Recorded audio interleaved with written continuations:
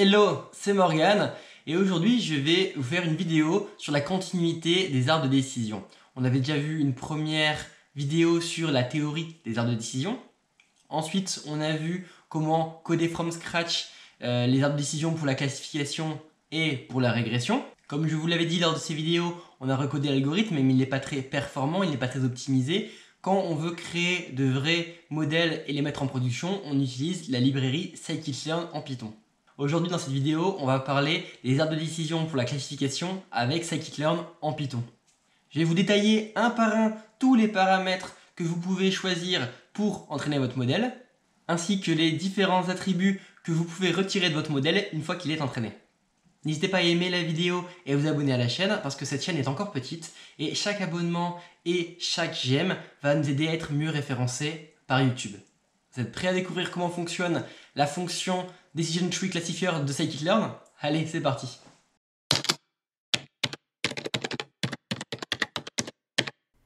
Alors, nous voilà sur le notebook où je vais vous expliquer les différents paramètres de la fonction Decision Tree Classifier.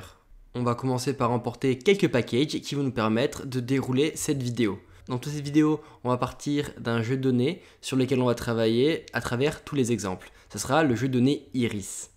Pour les gens qui ne connaissent pas le jeu de données Iris, en fait, on a différentes plantes et le but c'est de classifier l'espèce de la plante en fonction de ses caractéristiques. Dans un premier temps, je vais vous parler de tous les paramètres de cette fonction et ensuite je vais vous parler des attributs. Donc les paramètres, qu'est-ce que c'est? C'est tout ce qu'on a là, c'est tout ce qui permet de changer la façon dont le modèle va s'entraîner.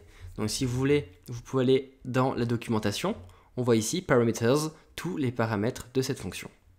Donc là, le but, c'est de vous expliquer un peu à quoi ça correspond et d'expliquer moi comment je l'utilise.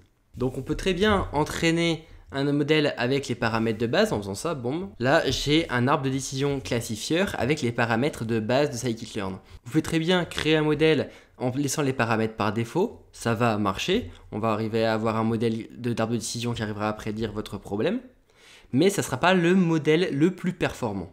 Si vous voulez avoir un modèle très performant, il va falloir un peu tuner ces paramètres pour avoir le meilleur modèle possible. Pendant cette vidéo, je vais vous détailler un par un tous les paramètres qui existent, comment moi je les utilise, et à la fin de cette vidéo, vous comprendrez bien tout et vous serez capable de choisir les meilleurs paramètres pour créer le meilleur modèle possible en arbre de décision. Pour choisir un paramètre, c'est très simple, on marque seulement le nom du paramètre égale la valeur qu'on veut lui donner. Par exemple ici, criterion, on va choisir Gini. Ici, min sample splits, on va choisir 10. Max depth, on va choisir 5. En première partie, on va parler du premier paramètre, criterion. Criterion, en fait, c'est la fonction de coût. C'est le critère de performance pour construire notre arbre de décision. Scikit-learn nous laisse le choix entre deux criterion, deux fonctions de coût. L'indice Gini et l'entropie. Donc, c'est deux choses qui sont assez différentes. Moi, j'utilise quasiment tout le temps Gini. Si vous voulez en apprendre plus pour savoir lequel utiliser et ce qu'il y a derrière cette fonction de coût, c'est en dehors du scope de cette vidéo, j'ai pas envie de trop d'approfondir ces choses-là. Si vous voulez en apprendre plus sur Gini, regardez la première vidéo sur les théories des arbres de décision. Dans cette vidéo, j'explique ce qu'est l'indice Gini. Si vous voulez en apprendre plus sur l'entropie, vous pouvez cliquer sur le lien qui vous amènera vers une page web qui expliquera un peu mieux ce qu'est l'entropie. Donc dans ce cas-là, si vous ne savez pas lequel choisir, moi je vous conseille d'utiliser Gini, c'est celui qui est par défaut et c'est celui que j'utilise le plus. Passons maintenant au deuxième paramètre, le paramètre splitter. En fait, ça nous permet de choisir comment on va séparer notre jeu de données et comment on va construire notre arbre. Donc ici, scikit-learn nous propose deux options, best ou random. Dans tous les cas, je vous conseille d'utiliser best. En fait, ce que ça va faire, c'est que ça va choisir la meilleure variable à séparer pour construire notre arbre.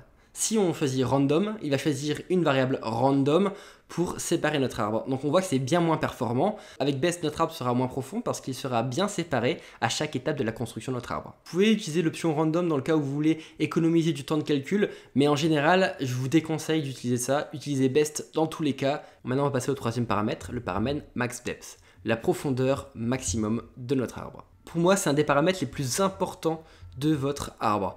Donc, choisissez-le bien. En fait, la profondeur de notre arbre va jouer sur combien on aura de règles de décision et à quel point notre arbre sera complexe.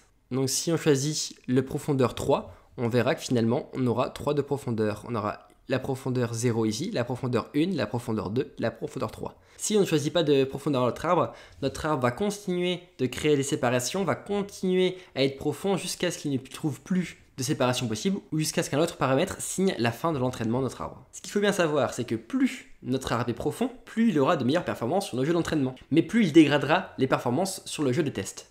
Pourquoi? C'est parce que plus le modèle est complexe, plus il aura du mal à généraliser sur de nouveaux jeux de données. Sauf que quand on crée un algorithme de machine learning, le but est d'être performant quand on utilisera notre modèle dans la vraie vie, dans les jeux de test. Donc, on voit qu'il est important de fixer la profondeur maximum d'un arbre pour qu'il ne soit pas trop complexe pour qu'il soit généralisable et pas non plus trop simple pour pas non plus qu'il perde sa capacité de prédiction. On voit combien qu'on a un trade-off sur la profondeur maximum. Plus l'arbre est profond, plus on tend vers un surentraînement et plus l'arbre est simple, plus on tend vers un sous-entraînement.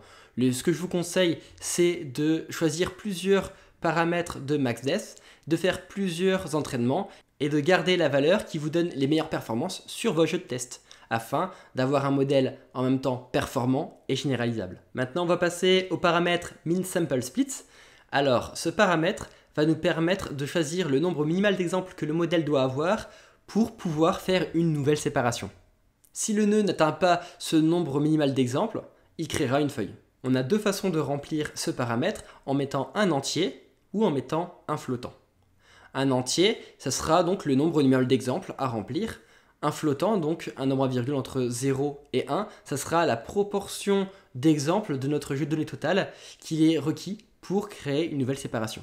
On voit bien qu'en mettant une valeur faible sur ce paramètre, on a un modèle plus complexe et si on augmente la valeur de ce paramètre, on obtient un modèle plus simple. Donc là, on a aussi un trade-off comme ce qu'on a juste au-dessus avec la profondeur. Plus on aura une valeur grande, plus on aura un modèle simple et plus il sera généralisable. Mais une trop grande valeur pourrait entraîner un sous-entraînement. Plus la valeur est petite, plus le modèle sera complexe, moins il sera généralisable. Et plus on diminue cette valeur, plus on tombera dans le surentraînement. Maintenant, on va voir le paramètre min-sample-leaf. C'est le paramètre qui va déterminer le nombre minimal d'exemples requis pour créer une feuille. Donc, lors d'une séparation, si l'algorithme voit que la population dans une branche ne pourra pas créer une feuille, il va simplement ne pas effectuer cette séparation. Donc, comme vu précédemment, plus la valeur de min-sample-leaf sera petite, plus on aura un modèle complexe, parce qu'il faudra moins d'exemples pour créer des feuilles. Plus cette valeur sera grande, plus on va créer des modèles simples. On retrouve bien ce trade-off entre une valeur élevée constitue un modèle plus simple et plus généralisable, sachant que si on augmente trop, on aura un modèle trop simple et donc on va tendre vers du sous-apprentissage, et une valeur petite qui va tendre à un modèle plus complexe, plus performant, mais qui va tendre vers l'overfitting, le surentraînement. Maintenant, on va parler du paramètre min-weight fraction leaf. En fait, il y a un peu le même rôle que le paramètre juste au-dessus. Lorsqu'on entraîne un modèle d'arbre de décision, on va donner un jeu d'entraînement. Par défaut, tous les exemples de ce jeu d'entraînement ont le même poids d'apprentissage. Mais il peut arriver que l'on veuille donner des poids différents à chaque observation de notre jeu d'apprentissage parce qu'il y a des exemples qui doivent être résolus à tout prix et d'autres qui sont moins importants. Donc on peut leur donner des poids d'importance. Dans ce cas-là, à l'entraînement, on donne à l'algorithme un vecteur de poids d'apprentissage. Et donc ce paramètre fait la même chose que précédemment dans le cas où il y a des poids pour chaque donnée d'apprentissage. On peut définir un poids minimum pour créer une feuille. Le trade-off est le même que pour le paramètre précédent. Plus le paramètre est petit, plus le modèle sera performant, mais moins il sera généralisable. Plus la valeur de ce paramètre sera grande, plus le modèle sera simple et généralisable, mais plus on va tendre vers un sous-entraînement. Maintenant, on va parler du paramètre max features. Donc, ce paramètre contrôle le nombre de variables à tester afin de trouver la meilleure séparation. On va mettre soit un entier qui sera le nombre de tests, soit un flottant qui sera le pourcentage des variables données à l'entrée du modèle pour effectuer ces tests. Il y a une version auto qui va tester pour toutes les variables données en entrée. Il y a une version SQRT qui va faire un nombre de tests égal à la racine carrée du nombre de variables. Il y a une option log2 qui va donner pour valeur log2 du nombre de variables passées en entrée. Il y a une option none qui fera le même résultat que mettre auto. A noter que, imaginons que l'on fixe le max features à 2. Ça veut dire qu'il a le droit de faire que 2 tests. Et que lors de ces 2 tests, l'algorithme ne trouve pas d'option séparable pour créer une règle de séparation. Dans ce cas-là, il va passer outre ce paramètre afin de trouver au moins une règle séparable pour notre jeu de données. C'est un paramètre à tuner seulement si vous avez des problèmes de temps de calcul. Dans le cas contraire, je vous conseille de mettre auto. Moi je mets tout le temps auto. Ça va tester tous les paramètres afin de trouver la meilleure séparation. Et quand vous voulez un modèle performant, il n'y a pas de magie, il faut tester toutes les séparations afin de trouver la meilleure. Maintenant on va parler du paramètre random states. En fait ça permet d'initialiser un seed. Donc en fait cette seed, cette graine, que l'on va mettre donc une valeur aléatoire. Moi je mets souvent 1, 2, 3, mais bon, vous mettre la valeur que vous voulez, ça n'a pas d'impact. Le but c'est que tous les nombres aléatoires générés à partir de ce moment seront les mêmes. Donc c'est assez intéressant lorsque l'on veut faire des tests. Imaginons qu'on veut savoir la profondeur maximum, la meilleure pour notre jeu de données. On va faire plusieurs tests pour plusieurs profondeurs différentes. Donc dans cet algorithme-là, il y a une partie d'aléatoire. Si on ne fixe pas l'aléatoire qui soit commun à ces tests, finalement on ne saura pas si d'un modèle à l'autre, la performance est plus élevée parce que l'aléatoire était plus favorable, ou il est plus élevé parce qu'on a choisi la meilleure profondeur. Donc fixer l'aléatoire, ça permet de, lors des tests, être sûr que la seule variable qui change entre deux tests, c'est le paramètre que l'on souhaite étudier. On arrive au paramètre max leaf node. Ce paramètre vous permet de choisir le nombre maximum de feuilles de votre arbre. Il peut être important pour contrôler la complicité de l'arbre, comme on l'a vu précédemment. Il garde bien sûr les meilleures feuilles disponibles. Plus ce paramètre sera grand, plus on aura un arbre complexe. Plus ce paramètre sera petit, plus on obtient un arbre simple. Donc on retrouve bien ce même trade-off entre une valeur plus petite qui correspond à un arbre plus simple et plus généralisable, mais qui va tendre vers un sous-entraînement si l'on diminue trop cette variable, et augmenter la valeur de ce paramètre qui va augmenter la complexité de l'arbre, le manque de généralisation et qui va tendre vers un flagrant surapprentissage. Maintenant on va passer au paramètre min impurity decrease. Ce paramètre permet de contrôler si l'ajout d'une règle ajoutera assez de pureté afin d'être conservé. Généralement, je ne m'attache pas trop à tuner ce paramètre. Ce paramètre peut être intéressant car il est possible d'avoir des règles qui ajoutent de la complexité au modèle, mais qui ne fait gagner que peu de pureté. Dans ce cas-là, finalement, on gagne un peu de performance, mais on perd de la généralisation. On peut retrouver le trade-off où plus la valeur de cette variable sera petite, plus le modèle sera complexe et qui va tendre vers un surapprentissage. Plus la valeur de ce paramètre sera élevée, plus on aura un modèle simple et généralisable.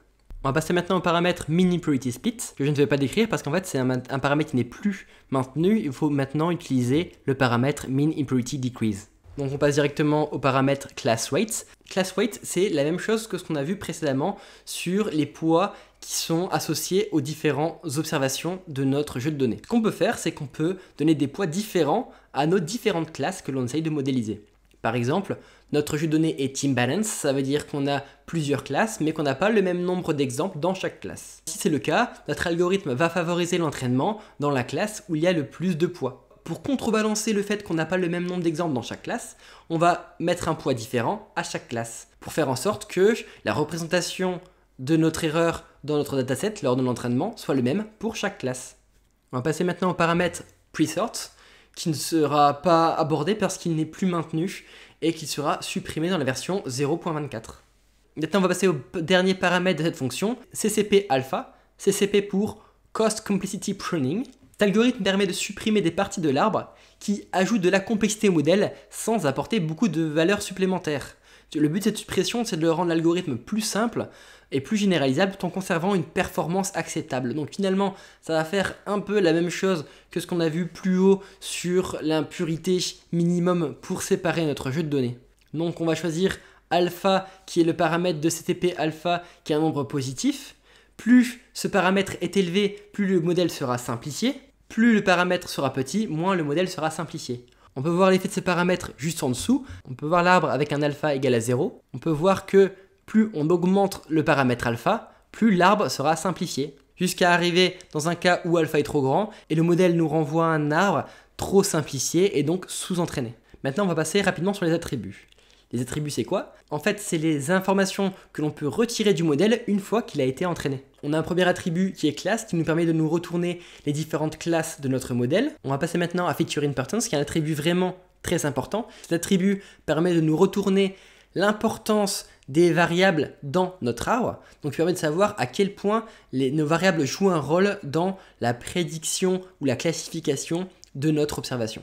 On peut voir que pour un arbre simple, ce n'est pas compliqué de savoir quelle variable est importante, mais si on regarde un arbre un peu plus compliqué, là l'attribut feature importance a vraiment son intérêt puisqu'on peut voir à quel point nos variables jouent un rôle sur notre arbre. Donc on peut voir ici qu'une de nos variables ne joue aucun rôle dans notre arbre. On a maintenant l'attribut MaxFeatures qui permet de nous retourner la valeur du paramètre MaxFeatures lors de notre entraînement. Si vous n'avez pas fixé ce paramètre MaxFeatures, il va nous retourner le nombre de variables dans notre jeu d'entraînement, sinon il va nous retourner la valeur de ce paramètre. On a l'attribut nClasses qui permet de connaître le nombre de classes lors de l'entraînement de notre modèle. On a l'attribut nFeatures qui permet de savoir le nombre de variables utilisées pour l'entraînement de notre modèle. On a l'attribut nOutputs qui retourne le nombre de sorties du modèle. On a l'attribut tree qui retourne l'objet de l'arbre créé pendant l'entraînement. Vous pouvez vous en servir pour étudier l'arbre plus en profondeur et en retirer des règles de décision et d'autres paramètres que vous voulez extraire de l'arbre. En conclusion, je vais vous donner les 3 paramètres personnellement que moi je tune lorsque j'entraîne un arbre de décision. Je tune principalement la profondeur de l'arbre. En second, je tune le nombre de feuilles de notre arbre. Et en troisième, je tune l'alpha de l'algorithme du Minimal Cost Complexity Pruning afin d'obtenir un modèle plus simple mais toujours aussi performant. Je vais vous donner une petite astuce qui moi m'aide à retenir les différents trade-offs entre sous-entraînement et surentraînement pour chacun des paramètres. Quand vous voyez un paramètre avec max, plus la valeur de ce paramètre sera petite, plus votre arbre sera simple, plus la valeur de votre paramètre sera grand, plus votre arbre sera complexe et plus il va tendre vers un surentraînement. Quand vous voyez un paramètre avec min dedans, plus la valeur de ce paramètre sera petit, plus votre arbre sera complexe et va tendre vers un surentraînement. Plus la valeur de ce paramètre sera grand, plus le modèle sera simple et plus il va tendre vers un sous-entraînement. J'espère que vous comprenez mieux maintenant l'importance de tous ces paramètres et des attributs dans un arbre de décision classifieur avec scikit-learn en Python. Et j'espère que vous serez au top pour créer vos propres algorithmes d'arbre de décision pour la classification. Merci d'avoir regardé cette vidéo jusqu'au bout. J'espère que vous avez pu apprendre comment utiliser la fonction Decision Tree Classifier de scikit-learn, que vous comprenez maintenant tous les paramètres et que vous pouvez les choisir le mieux possible. Le but étant que vous sachiez à quoi ça correspond pour choisir les meilleurs paramètres en fonction de votre modèle. Si vous avez apprécié cette vidéo, n'hésitez pas à mettre un j'aime et à vous abonner.